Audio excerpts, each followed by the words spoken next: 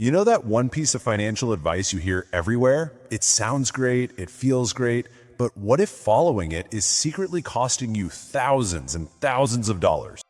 Well, today we are pulling back the curtain on the hidden cost of those so-called small wins.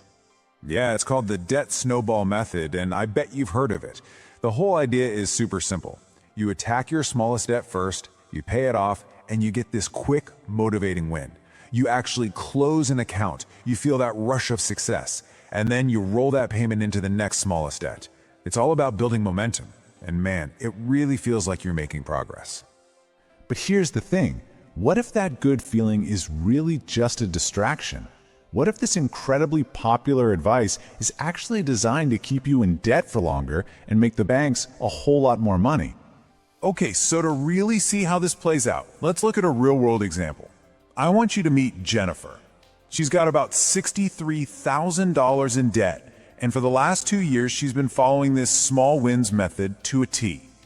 So this is what she's dealing with, 5 different accounts. But just look at the huge range of interest rates here. That big $18,000 credit card balance, it's sitting there at a whopping 22% interest. Meanwhile, her smallest debt, that $4,000 medical bill, is at 0%. And that right there, that's the crucial part. So, following the popular advice, Jennifer starts with the smallest balance, that $4,000 medical debt. She gets to work, knocks it out, boom, win number 1. Feels great, right? Then she moves on to the $8,000 personal loan. She's closing accounts, she's feeling super motivated, she thinks she's crushing it. But what she doesn't realize is she's actually losing badly. So, while Jennifer's celebrating, feeling awesome about closing these accounts, something else is happening in the background. Her feel-good plan had a hidden, and it turns out, a very expensive flaw. And this is what that motivation cost her. By focusing on those small balances instead of the crazy high interest rates, Jennifer ended up paying an extra $9,200 in interest. That is money she basically just lit on fire, all for the feeling of closing a couple of small accounts. So, what was the right move? Well, say hello to the debt avalanche method. This is the cold, hard, logical alternative. With this method, you completely ignore the balance sizes. Your one and only target is the debt with the highest interest rate. You just pay the minimum on everything else, and you throw every single extra dollar you have at that one high-interest enemy until it is completely gone. All right, so let's put these two head-to-head. We're going to run Jennifer's exact numbers through both methods, and we'll see exactly what happens. It really boils down to 2 totally different ways of thinking. The snowball method, it's all about how you feel. It prioritizes that emotional high you get from a quick win. The avalanche method, it could not care less about your feelings. Its only goal is pure mathematical efficiency, saving you the most money in the absolute shortest amount of time. So here's what happened by following that emotional path. With the snowball method, it took her 96 months. That's 8 years to get debt-free. And during that time, she paid a staggering $20,000 just in interest. Okay, but what if she'd gone with the avalanche method instead? Well, she would have been debt-free in 89 months. That's 7 months sooner. But here's the real jaw-dropper, the interest. Just $10,800. I mean, that's nearly half the interest. Just look at this side by side. It's not even close. That huge bar on the left, that's the price of motivation. That's $9,200 that Jennifer handed over to the banks, all because she was so focused on closing small accounts while her 22% interest credit card was just exploding in the background.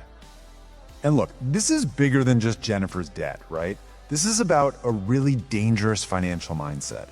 Anytime we choose what feels good over what the math tells us actually works, we're just setting ourselves up for failure down the road. Seriously, think about this for a second.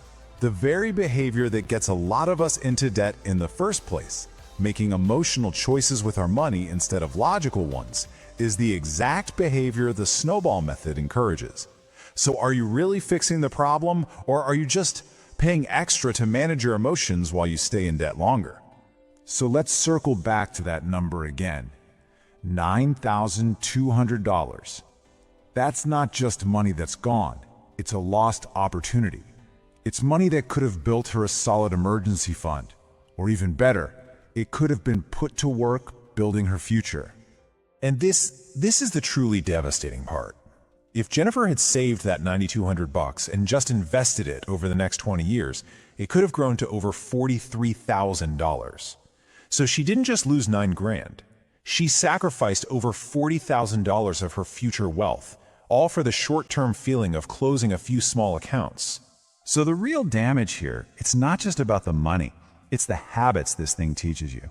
The small wins method literally programs your brain to make bad financial choices. It teaches you that closing accounts matters more than saving money, and that your feelings are more important than math. And that's a lesson that is going to cost you again and again and again. Okay, so if this sounds like you, what are your options? What do you do now? Well, the good news is, now that you understand the math, the choice becomes crystal clear. You basically got 3 paths forward. Option 1. You switch.